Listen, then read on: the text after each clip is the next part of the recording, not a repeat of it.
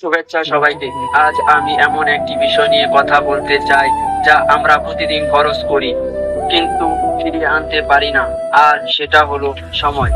সময় একবার চলে গেলে আর কখনোই ফিরে আসে না। তাই সময়কে সঠিকভাবে ব্যবহার করা মানেই হলো জীবনের এগিয়ে যাওয়া। একজন সফল ব্যবসায়ীকে একবার জিজ্ঞাসা করা হলো, আপনার জীবনের সবচেয়ে বড় শিক্ষা কে? তিনি হাসি মুখে বললেন, সময়।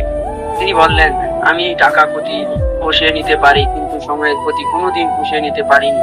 এই গল্প আমাদের মনে করিয়ে দেয় সময়ের মূল্য টাকা বা সম্পদের থেকেও অনেক বেশি। আমরা প্রায় সময় নষ্ট করি অপ্রয়োজনীয় কাজ করে, যেমন উদ্দেশ্যহীন ফোন স্ক্রল করা, অযথা আড্ডা দেওয়া। কিন্তু প্রতিদিন মাত্র 1 ঘন্টা যদি আমরা ভালো কাজে দেই, নতুন কিছু শিখি, কয়েক মাসের মধ্যে জীবন বিশাল পরিবর্তন আসতে পারে। সময় একবার ভাবুন, আপনার প্রতিদিনে 24 ঘন্টা কোথায় যাচ্ছে। যদি আজ থেকে মাত্র 1 ঘন্টা ভালোভাবে কাজে লাগান, তাহলে 1 বছর পর আপনার জীবন কোথায় দাঁড়াবে?